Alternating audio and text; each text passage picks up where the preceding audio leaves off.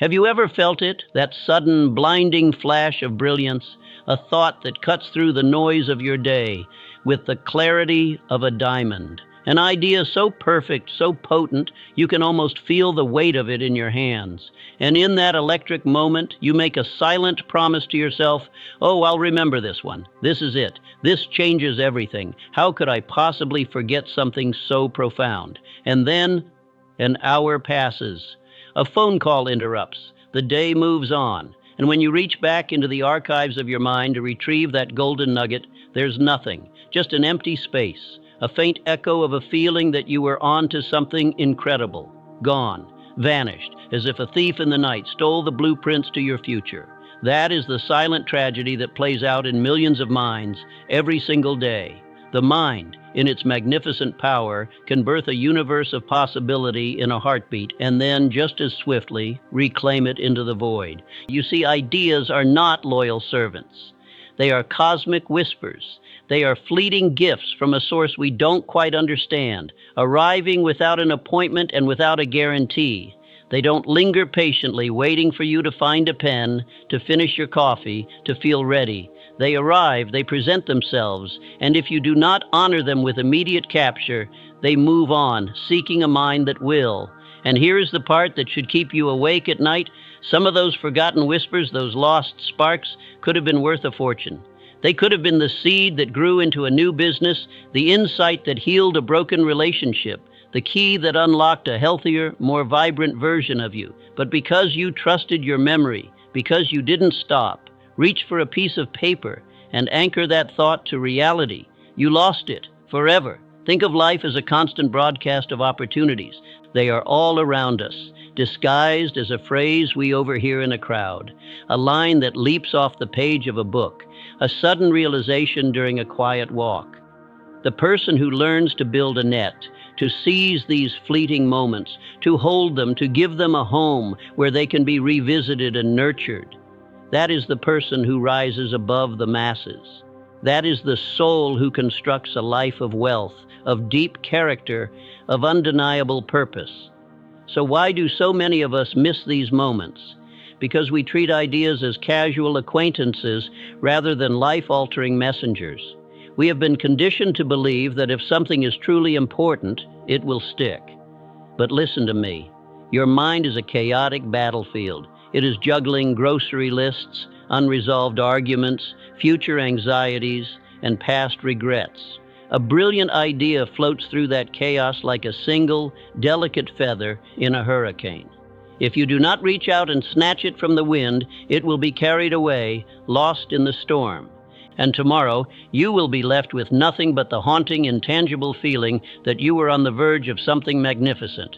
I remember standing on the precipice of my own life, broke, confused, a young man from a small farm in Idaho, with a hunger that burned in my belly, but no map to find the feast. I was poor, not just in my pockets, but in my philosophy. Then a man named Earl Schoaf walked into my life, and everything tilted on its axis.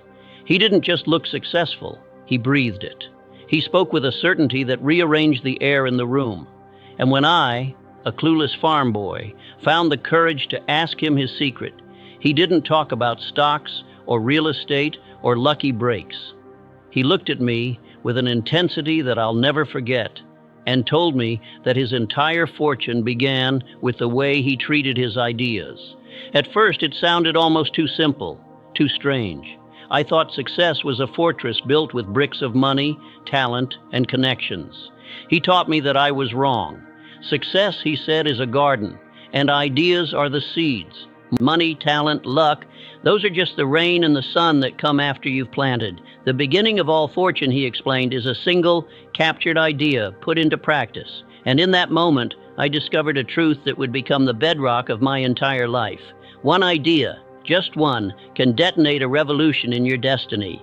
But here's the secret ingredient, the part most people never grasp.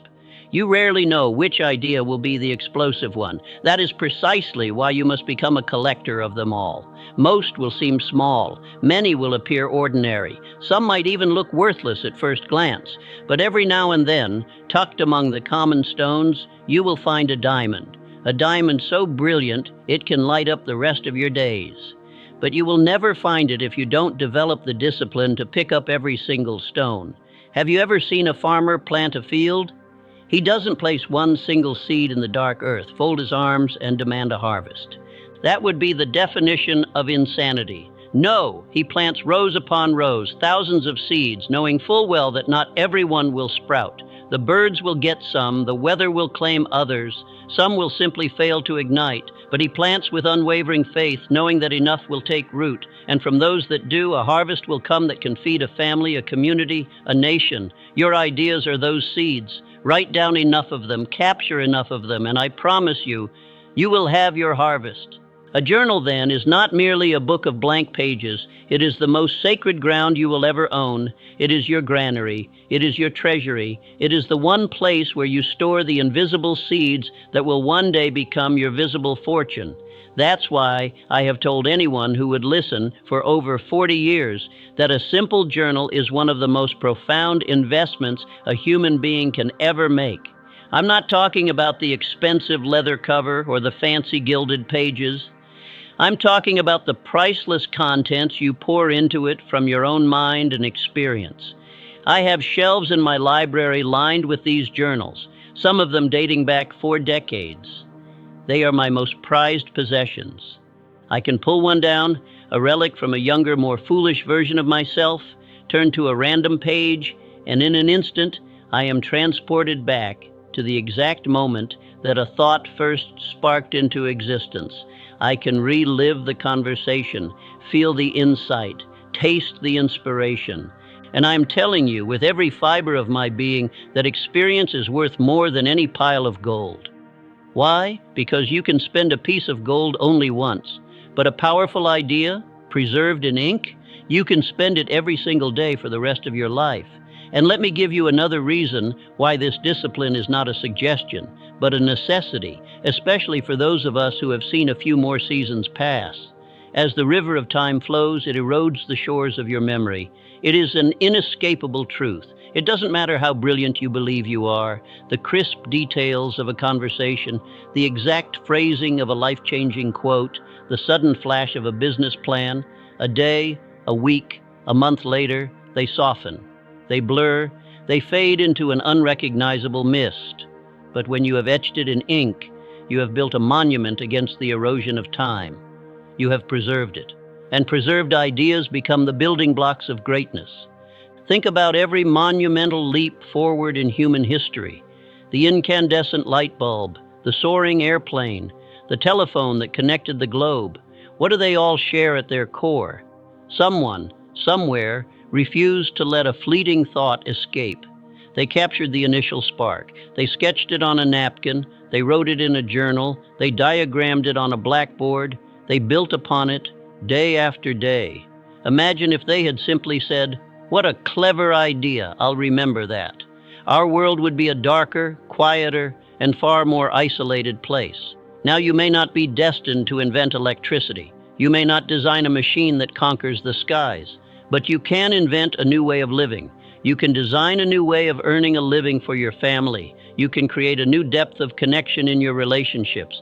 And that, my friends, takes ideas. And to work with ideas, you must first become a master at catching them. So let this be the foundation of your new philosophy. Treat every idea with the reverence it deserves. Guard them as you would a precious jewel. Write them down as if your future depends on it, because it does. And remember this. It is not the initial size of the idea that determines its power. It is the simple, disciplined act of capturing it, because that singular act sends a powerful signal to the universe, and more importantly, to your own subconscious mind.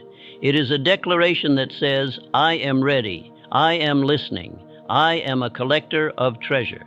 Now, once you have cultivated the sacred habit of capturing these fleeting treasures, a new, more profound question emerges. What do you do with them? Because a notebook filled with brilliant thoughts that is never reopened is nothing more than a beautifully decorated coffin for dead ideas. If all you ever become is a collector, you'll find yourself with shelves full of journals and a life that looks exactly the same. The alchemy, the real magic, begins not in the capturing, but in the reviewing. It begins when you sit down in a quiet moment and begin to sift through the gold you've mined. You must become an archaeologist of your own insights. I used to carve out sacred time, quiet evenings reserved for nothing else but me and my journals. I would turn the pages slowly, not with a critical eye, but with a curious heart. I would read the lines I had scrawled in haste weeks, months, or even years before, and I would ask myself a simple set of questions. What does this mean to me now? Is there an ounce of truth here that I can put to work tomorrow? Is this a seed whose season has finally come? Sometimes the answer was a resounding yes, and I would immediately weave that idea into the fabric of my next day's actions. Other times, the answer was a gentle, not yet. But even in those moments, there was a profound peace. I knew the idea wasn't lost. It wasn't gone with the wind. It was safely stored in my granary, waiting for the right conditions to be planted. You see, your mind is the farmer, constantly working the soil. But your journal is the silo, the storehouse where the harvest is kept safe. You don't devour the entire harvest the moment it's picked. You store it, you preserve it, and you draw from it as the seasons of your life demand. This is why capturing is only half the journey. The other, more critical half is revisiting, reflecting, shaping, testing, and ultimately unleashing those ideas into the world through your actions. I'll never forget a young man who approached me after a leadership conference many years ago. His eyes were filled with a desperate, restless energy. He said, "Mr. Rohn, I don't understand. I have notebooks upon notebooks filled with your quotes, with ideas from every speaker I've ever heard. I've written it all down.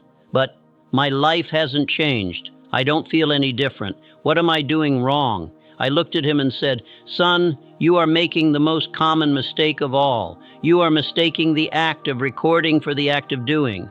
Writing it down is the first step, not the last. It's like meticulously collecting hundreds of recipes from the world's greatest chefs, but never once stepping into the kitchen to cook a meal. At some point, you have to turn on the stove." That simple analogy hit him like a lightning bolt. He went home with a new resolve. He didn't try to implement all 200 ideas at once. He chose one, just one principle, and he committed to living it, breathing it, making it a part of his daily routine for a week. Then he chose another. 6 months later, a letter arrived at my office. It read, "I feel like I've been reborn." That, my friends, is the chasm that separates those who merely capture ideas and those who allow ideas to capture a new future for them. And there is something else I discovered in those quiet evenings with my journals, a subtle magic that occurs in the simple physical act of writing. When you take a thought that is floating, formless and ethereal in the chaos of your mind, and you force it through the narrow channel of a pen and onto a piece of paper, you give it form. You make it real. You drag it from the invisible world into the visible world.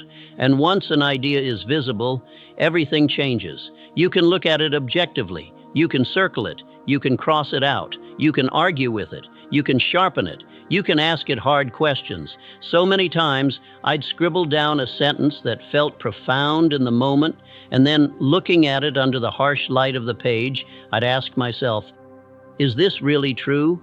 Is this genuinely useful? Is this something I can practically apply to my life right now? If the answer was yes, I would treasure it. If the answer was no, I would let it go without regret. This is the crucial process of refinement. Do not fall into the trap of believing that every idea that flashes through your mind is a perfectly cut diamond. Most will be rough, uncut stones, covered in the dirt of your own biases and misconceptions. But if you gather enough of these stones, if you have the patience to examine each one every now and then, you will uncover a gem of such purity and brilliance that it can change the entire trajectory of your life. And gems like that can buy you freedom. They can build businesses. They can transform relationships from battlegrounds into sanctuaries. But you will never find the gem if you aren't willing to get your hands dirty picking up the common stones. And sometimes the true power isn't in a single idea, but in the collision of several.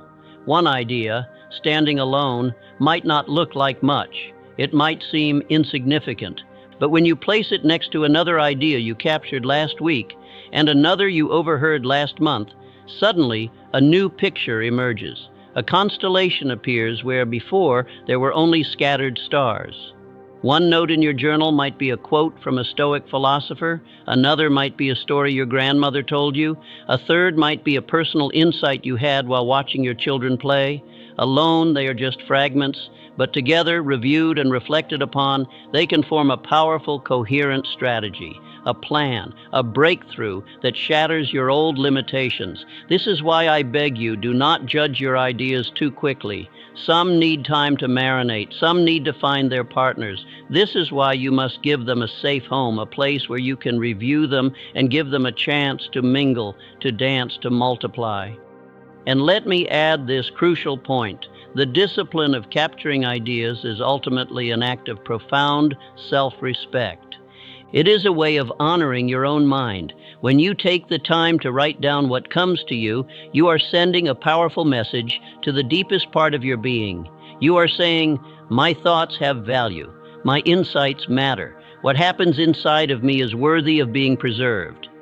That act alone builds a foundation of self-confidence that no external praise can ever match. You cease to see yourself as a passive bystander, drifting through life at the mercy of circumstance. You begin to recognize yourself as a thinker, a creator, a co-author of your own destiny. And that shift, my friends, that simple shift in self-perception, can elevate your entire standard of living. So the process is beautifully simple yet profoundly powerful. Capture, review, refine, act. Repeat this cycle over and over again.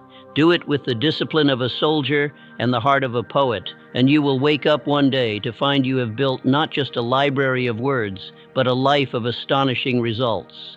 Now let's pull this down from the clouds of philosophy and anchor it in the solid ground of daily practice. Because a noble philosophy without a daily habit is just a pleasant dream. And capturing ideas, if it is to change your life, must become a non-negotiable daily habit. When I first committed to this path, I made a solemn vow to myself. I would never, ever leave my house without my journal. Never. If I was heading to the office, it was tucked inside my briefcase. If I was boarding a plane, it was in my carry-on bag. If I was simply sitting in a quiet coffee shop, it was on the table in front of me, open and ready, because I discovered a fundamental truth about inspiration. Ideas do not make appointments. They don't send you a calendar invite saying, I will arrive with a breakthrough on Tuesday at 3:15 p.m. No, they ambush you. They show up in the middle of a gridlocked highway. They whisper to you while you're in the shower. They jolt you awake at 3 in the morning when you're half asleep. And if you are not armed and ready to capture them in that fleeting moment, they will recede back into the ether, lost forever.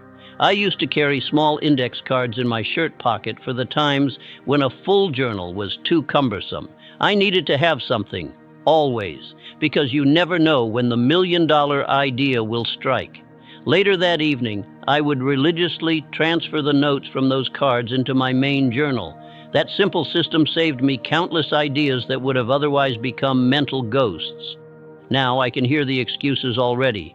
Some of you are saying, Jim, that sounds great, but I'm too busy. I don't have time to stop everything and write down a thought. And to that I say this, if you don't have time to write down an idea, then you don't have time for success. It's that simple. What good is running at a frantic pace if you are constantly stepping over diamonds and leaving them on the ground for someone else to pick up? Slow down long enough to collect the treasure. Here's the next part of the discipline. You must schedule time to review your journal regularly. Do not just fill its pages and then banish it to a dusty shelf. That's like planting a garden and never returning to water it. Set aside one evening a week, or even just 30 minutes on a Sunday morning, to simply flip through the pages, not to analyze, not to judge, but just to reacquaint yourself with the thoughts you've had. Because I promise you, an idea that seemed insignificant on a chaotic Monday might shine with the brilliance of a supernova on a reflective Friday. Remember, the most potent ideas don't always come from famous authors or high-priced seminars.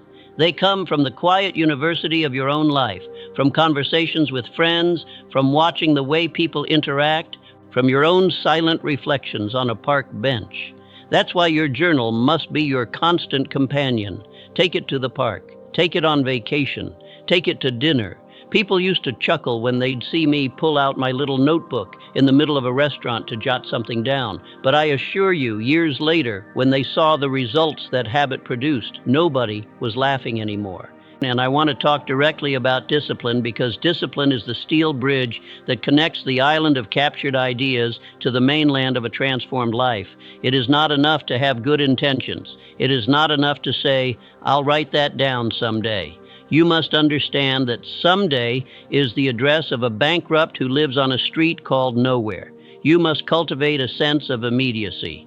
When the idea arrives, you stop. You write. Even if you are late, even if it's inconvenient, even if it's just a single word or a cryptic phrase, that one word can act as a key that unlocks the entire complex thought later on. Do not trust your memory. Your memory is a fickle and unreliable employee. Trust ink. Ink is permanent. Ink is patient. Ink will wait for you. And here is a practice that will multiply the value of your captured ideas exponentially. Share them. Do not become a hoarder of wisdom. Don't keep your best insights locked away in a private vault. Tell your spouse. Tell your children. Discuss them with your business partners. Share them with your team. Because a strange and wonderful thing happens when you give an idea away. It becomes clearer in your own mind.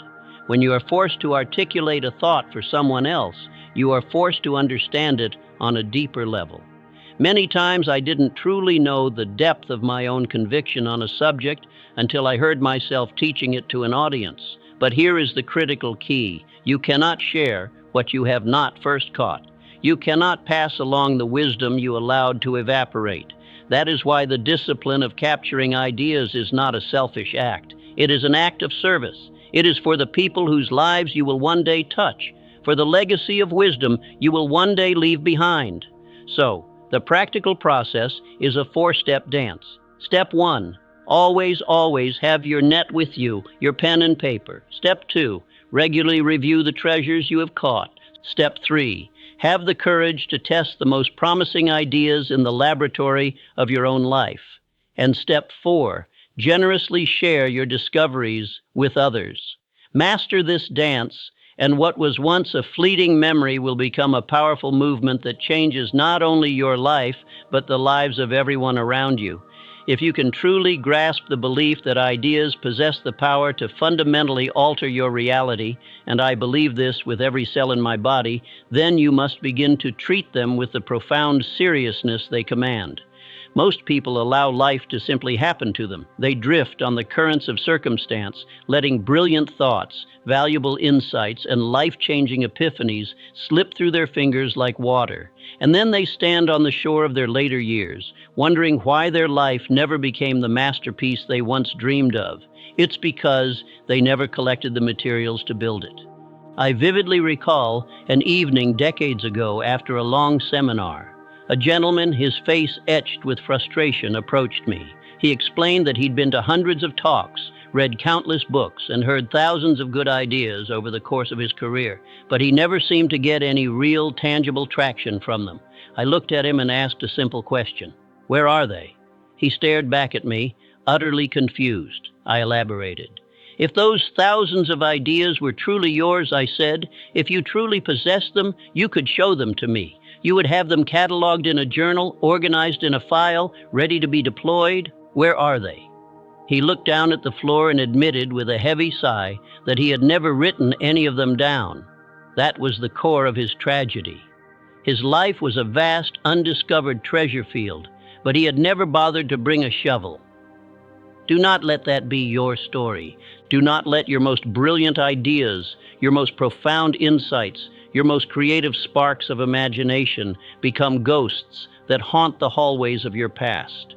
Do not let them vanish simply because you couldn't be bothered to take 60 seconds to give them a home on paper. That is a tragedy of the highest order. And it is not just a loss for you, it's a loss for all of us, for the people who could have been lifted, inspired, and blessed by those ideas. Think about this for a moment. A good idea, once it is born in your mind, doesn't just belong to you. It becomes a part of your sacred responsibility. What if the idea you let slip away last Tuesday was the precise solution your business partner has been praying for? What if it was the exact piece of encouragement your child desperately needed to hear? What if it was the breakthrough innovation your company has been searching for? When you lose an idea, the ripple effect of that loss is far greater than you can possibly imagine. So please, I implore you, do not lose another one, not one more. Draw a line in the sand tonight. Stop trusting your fickle memory. Stop delaying the simple act of writing. Become a disciplined, relentless, passionate catcher of ideas. Here is a simple, brutal equation that I want you to burn into your mind. The cost of discipline is measured in pennies. The cost of neglect is measured in fortunes. A notebook and a pen might cost you a few dollars. The neglect of the habit they represent will cost you opportunities you can't even fathom. It will cost you a lifetime of what might have been. You add up the cost of all that neglect over 10, 20, 30 years, and what does it cost you? It costs you everything. It costs you a different life. One of the greatest and most painful regrets I hear from people in their twilight years is not about the mistakes they made.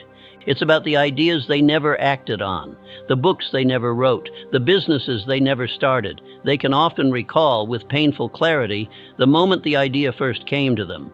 But because they didn't anchor it, it drifted away, and the years, like relentless thieves, slipped by one. You have to work smart. And working smart begins with capturing the ideas that make your hard work count. One single brilliant idea can save you a decade of brutal, back-breaking labor. But that idea is utterly worthless if it's trapped as a fading memory in your head instead of written down in a place where you can find it and use it. So become a collector. Become a saver. Treat every idea that crosses your path as if it could be the one that changes it all. Carry your notebook. Carry your cards. Have the courage to stop whatever you are doing, no matter how important it seems, when an idea of consequence comes to mind. Capture it, because what you neglect to catch, you lose forever. And I'm telling you, there is a palpable shift that occurs in your entire being when you begin to live this way. You start to move through the world differently. You are no longer just a passenger. You are a hunter. You become more alert, more attentive, more expectant. Your ears are tuned to a different frequency. Your eyes are searching for clues. You are perpetually ready to pounce on an insight. That kind of heightened awareness transforms everything. You stop drifting and you start directing. You stop being a casual observer of your life and you become an intentional architect of your future. And that single shift from casual to intentional is the secret bridge that takes you from a life of average results to a life of extraordinary achievement. So I have one question for you, and your honest answer will determine the landscape of your next 5 years. Will you begin tonight to treat your ideas like the priceless treasures they are, or will you continue to let them slip through your fingers like worthless dust? Because the answer to that question is a prophecy. It will tell me everything I need to know about the person you are becoming. This one discipline, this simple habit, is not a niche skill for writers or inventors. It is a master key that unlocks potential in every single facet of your existence. Let's talk about wealth. Some people are waiting their whole lives for a big, dramatic opportunity to fall out of the sky. A lottery win, a surprise inheritance, a get-rich-quick scheme. But true, sustainable wealth rarely begins that way. It almost always begins with a small, captured idea, a new way to provide value, a better way to manage expenses, a more creative way to serve a customer's needs. I'll never forget the day I was sitting in a seminar and I heard Mr. Schaff utter a simple phrase, "Profits are better than wages." That single idea, 9 simple words, struck me like a bolt of lightning. I didn't just hear it, I captured it. I wrote it down. I obsessed over it. I let it sink into my bones. And eventually, that one captured idea became the philosophical foundation upon which I built my entire business empire. But if I had let that phrase drift away, if I had treated it as just another interesting comment, I might have spent the rest of my life working twice as hard for half as much, forever ignorant of the fortune I had let slip by. Now think about your health. A radical transformation in your physical well-being doesn't happen overnight. It is the result of a series of ideas, captured and consistently acted upon. A friend suggests you drink more water. You read an article about the dangers of processed sugar. A podcast explains the benefits of a daily walk. A doctor tells you about the importance of deep rest. Each of these ideas by itself may seem small, almost insignificant, but if you capture them, if you write them down, if you begin to stack them one on top of the other, you can build a personal wellness program that can add not just years to your life, but life to your years. But if you just nod your head and say, "That's a good point," and never give the idea a home, it evaporates. And slowly, silently, your health evaporates with it. And what about your relationships? The bonds you share with the people you love most. You're listening to a speaker and they share a principle.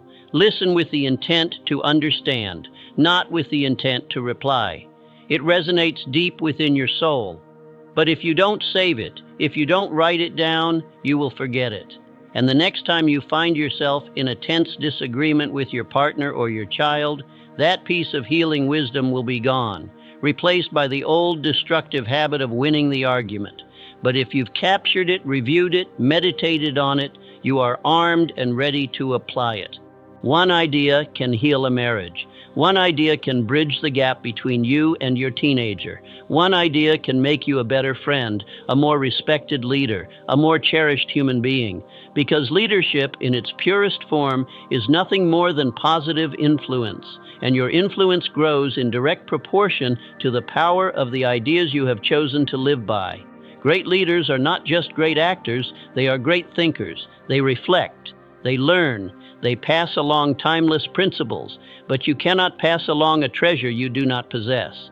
I have seen the most effective leaders on earth pull out a worn index card, a folded piece of paper, a little notebook, right in the middle of a high-stakes meeting, and share a quote or an idea that completely shifts the energy in the room.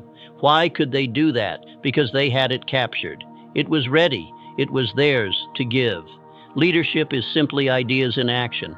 This discipline is the master key. Turn it one way, and it opens the door to financial abundance. Turn it another, and it opens the door to vibrant health. Turn it again, and it unlocks a world of deeper, more meaningful relationships. It is the same key. The locks are many.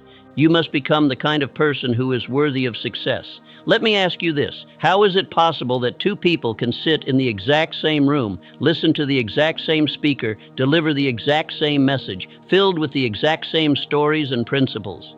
And yet, one person walks out with nothing but a fading memory, while the other walks out with 3 pages of meticulously captured notes and the first draft of a new life plan.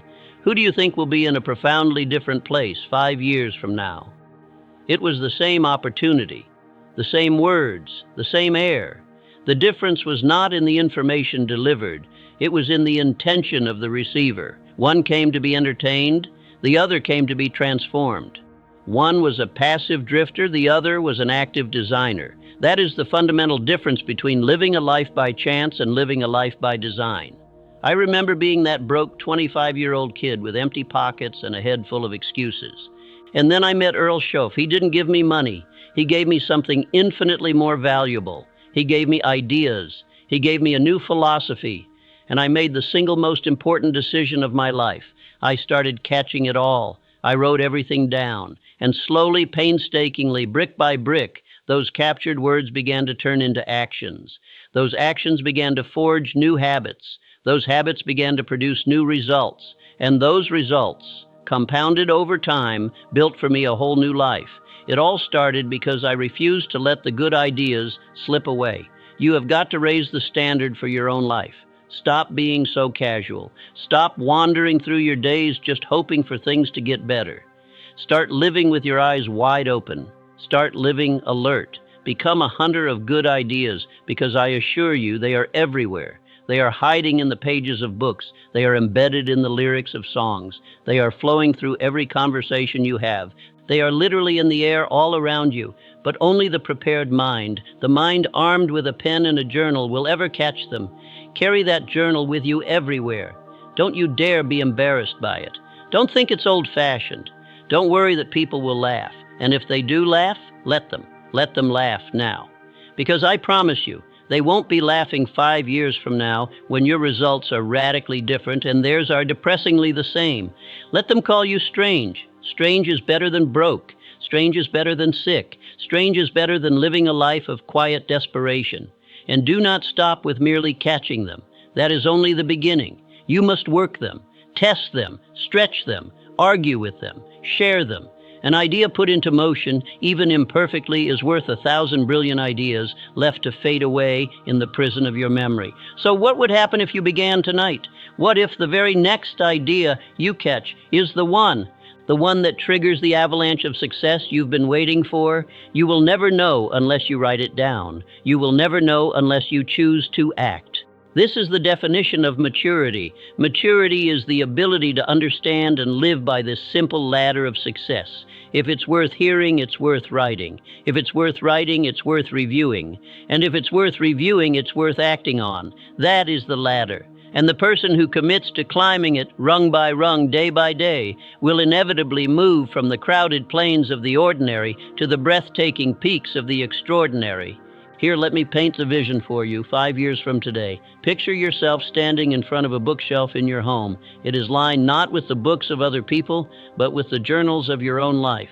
Page after page, filled with your thoughts, your insights, your lessons learned, your breakthroughs discovered.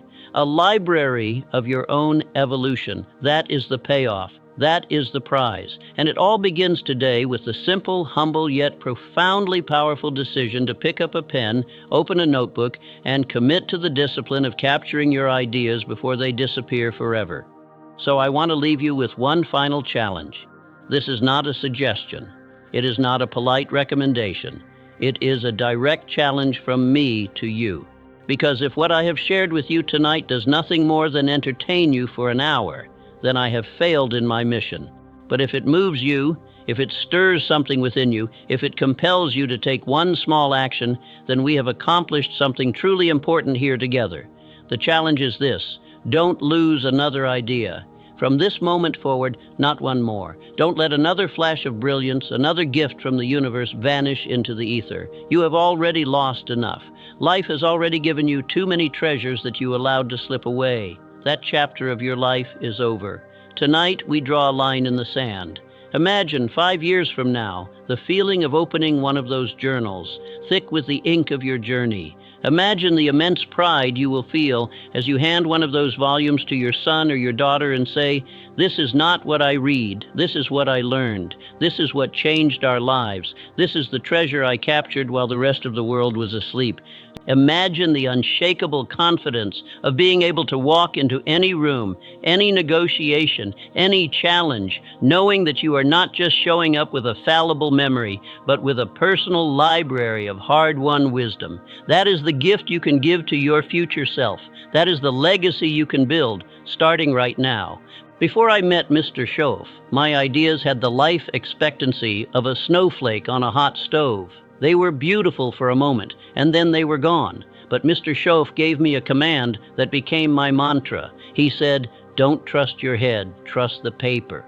That simple line, and if you can capture it, remember it, and live by it, it will revolutionize every corner of your world, because that is what I did, starting at the age of 26, and the trajectory of my life bent dramatically upwards.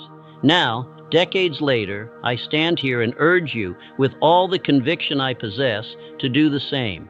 Because I don't just believe in the power of this habit, I have lived it, I am a product of it, and I know without a shadow of a doubt that what it has done for me, it can do for you. You do not need to be rich to begin this journey. You do not need a fancy education. You do not need to know exactly where it will lead.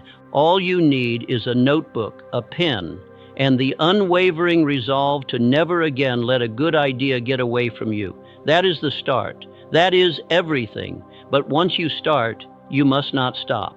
This cannot be a temporary enthusiasm. It must become a lifelong habit. It must become part of who you are. Become known as the person who always carries the notebook, the one who truly listens, the one who values and saves ideas. People will notice. At first they may find it odd, but soon they will respect you for it. They will see in you a seriousness about life that is rare and magnetic.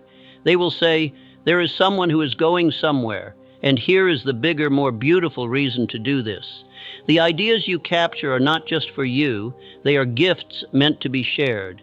You might write down a quote today that 6 months from now becomes the exact thing your best friend needs to hear to get through a crisis. You might save a thought that becomes a source of incredible encouragement for a stranger you meet. You might capture a simple principle of integrity that your children will build their entire lives upon, long after you are gone. When you catch ideas, you are not just serving yourself. You are serving the future. You are serving humanity. The choice, as always, is yours. You can leave here tonight and forget every word of this, or you can go home and begin. Before you lay your head on the pillow tonight, get a notebook, any notebook, and write something in it. A quote you like, a phrase that struck you, a dream you have for your future. It doesn't matter what it is. Just start. Just make the first mark, because once you begin, you will feel the pull. You will feel the quiet excitement of building your own treasury of thought. And from that small beginning, the habit will grow. And as the habit grows, so will your wealth, your health, your relationships, and your influence. Because life responds to the disciplined. Life rewards those who show they are ready. And nothing says I am ready more powerfully than a person with a pen in their hand, patiently waiting for the next great idea. So do not wait for someday. Do not wait for the perfect moment. Just start, because the very next idea that comes your way might just be the one that changes everything. And when it arrives, I want you to be ready to catch it, ready to work it, ready to live it. That is my challenge to you. The same challenge that Mr. Schaff gave me all those years ago. Become a catcher of ideas, build your library, guard your treasure, because the future belongs to those who prepare for it today. And I promise you, when you live this way, life becomes richer, deeper, and more meaningful. And the chances become infinitely better that you will not only have a story to tell, but a life worth telling.